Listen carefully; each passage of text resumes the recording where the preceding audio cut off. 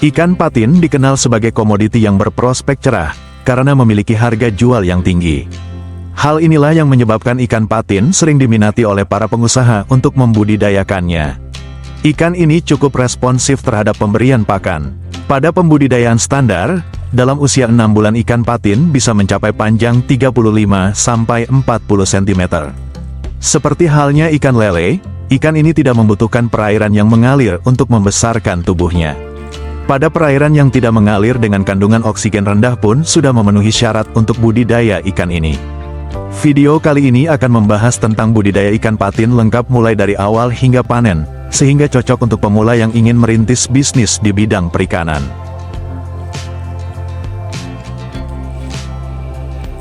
Pertama, kita harus memilih lokasi yang tepat untuk kolam budidaya. Lokasi kolam dicari yang dekat dengan sumber air dan bebas banjir. Tanah yang baik untuk kolam patin adalah jenis tanah liat atau lempung dan tidak berporos. Jenis tanah ini dapat menahan massa air yang besar dan meminimalisir kebocoran sehingga dapat dibuat pematang atau dinding kolam.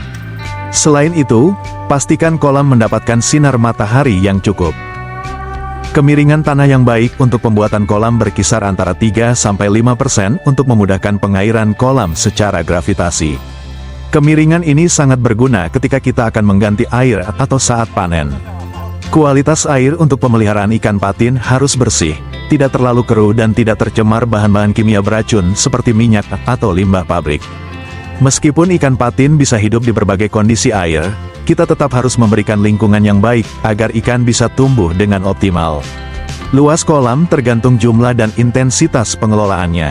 Umumnya, padat tebar patin bisa mencapai 20-30 ekor ikan per meter kubik. Untuk kolam baru, kita bisa melakukan pemupukan terlebih dahulu. Pemupukan kolam bertujuan untuk meningkatkan produktivitas kolam, yaitu dengan cara merangsang pertumbuhan makanan alami sebanyak-banyaknya. Pupuk yang biasa digunakan adalah pupuk kandang atau pupuk kompos dengan dosis 50-700 gram per meter persegi.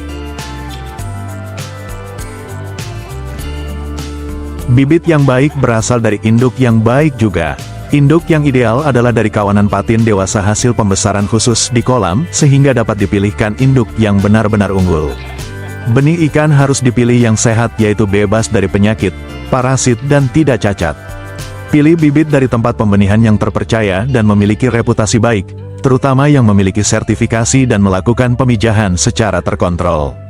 Usahakan untuk membeli bibit yang memiliki ukuran seragam untuk memudahkan pemeliharaan dan pemberian pakan.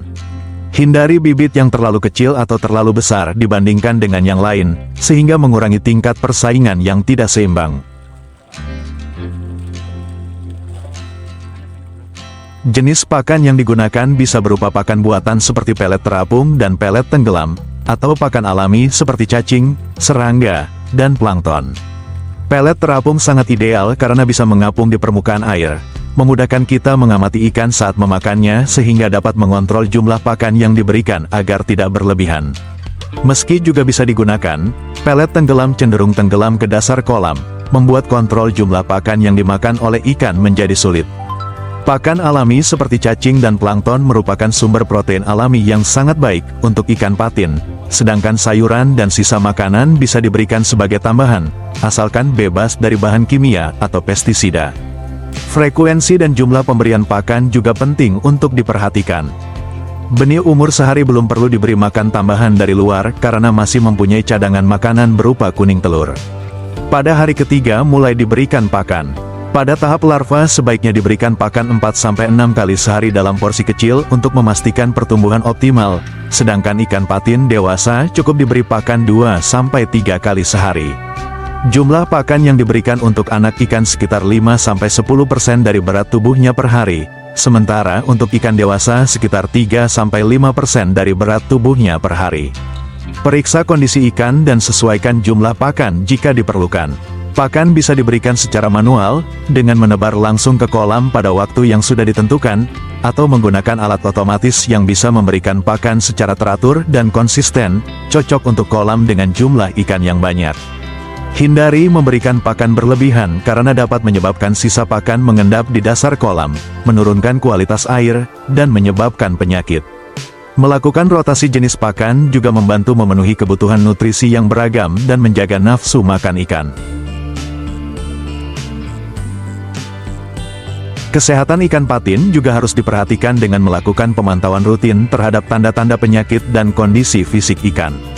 Penggunaan probiotik dan vitamin dapat membantu meningkatkan kekebalan tubuh ikan. Selain itu, manajemen kualitas air harus dilakukan dengan baik melalui aerasi yang cukup dan penggantian air secara berkala untuk menjaga kadar oksigen dan kebersihan air. Jika sobat memiliki banyak pekerja, penyuluhan dan pelatihan budidaya juga penting untuk memastikan mereka memiliki pengetahuan yang memadai tentang teknik budidaya yang baik dan benar. Pengelolaan budidaya ikan patin yang baik juga mencakup pemantauan pertumbuhan ikan secara berkala untuk menilai efektivitas pemberian pakan dan kondisi lingkungan kolam. Perawatan kolam juga perlu dilakukan dengan baik, termasuk pengaturan ketinggian air, pembersihan kolam secara rutin, dan pengelolaan limbah untuk mencegah penumpukan zat berbahaya. Pemanenan ikan patin dengan menggunakan jala apung akan mengakibatkan ikan mengalami luka-luka. Sebaiknya penangkapan ikan dimulai di bagian hilir kemudian bergerak ke bagian hulu. Jadi bila ikan didorong dengan jaring maka ikan patin akan terpojok pada bagian hulu. Pemanenan seperti ini menguntungkan karena ikan tetap mendapatkan air yang segar sehingga kematian ikan dapat dihindari. Ikan patin yang dipelihara dalam kolam tanah dapat dipanen setelah sekitar 6 bulan. Untuk melihat hasil yang diperoleh, dari benih yang ditebarkan pada waktu awal dengan berat 8-10 gram per ekor, setelah 6 bulan dapat mencapai 600-700 gram per ekornya. Ada kalanya ikan patin ini akan lebih mahal harganya bila dijual dalam keadaan hidup. Ada hal-hal yang perlu diperhatikan agar ikan tersebut sampai ke konsumen dalam keadaan hidup, segar dan sehat. Dalam pengangkutan gunakan air yang bersuhu rendah, sekitar 20 derajat Celcius. Waktu yang paling baik untuk pengiriman hendaknya pada pagi hari atau sore hari di mana suhu matahari tidak terlalu terik. Selain itu, jumlah kepadatan ikan dalam alat pengangkutan jangan terlalu tinggi. Dengan cara ini, ikan patin bisa sampai ke konsumen dalam keadaan hidup sehingga nilai jualnya bisa lebih tinggi. Sedangkan untuk ikan segar, nilai ekonominya mungkin tidak setinggi ikan hidup. Untuk mempertahankan kesegarannya, penangkapan saat panen harus dilakukan dengan hati-hati agar ikan tidak luka. Sebelum dikemas, ikan patin harus dicuci agar bersih dan terhindar dari lendir. Wadah pengangkut harus bersih dan tertutup.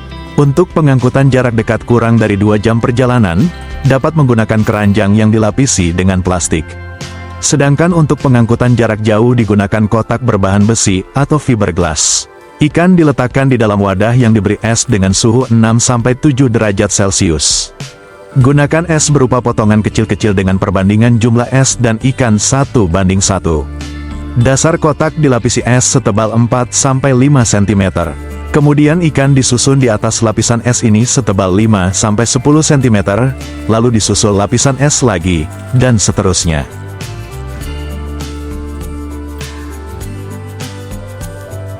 Dengan adanya luas perairan umum di Indonesia yang terdiri dari sungai, rawa, danau alam dan buatan yang sangat luas, merupakan potensi alam yang sangat baik bagi pengembangan usaha perikanan. Di samping itu banyak potensi pendukung lainnya yang diberikan oleh pemerintah dan swasta dalam hal permodalan, program pembenihan, penanganan budidaya, serta adanya kemudahan dalam hal perizinan ekspor. Walaupun permintaan di tingkat pasar lokal akan ikan patin dan ikan air tawar lainnya selalu mengalami pasang surut, namun dilihat dari jumlah hasil penjualan secara rata-rata selalu mengalami kenaikan dari tahun ke tahun. Selain itu, penjualan benih ikan patin bisa dikatakan berjalan dengan lancar, sehingga prospeknya cukup baik.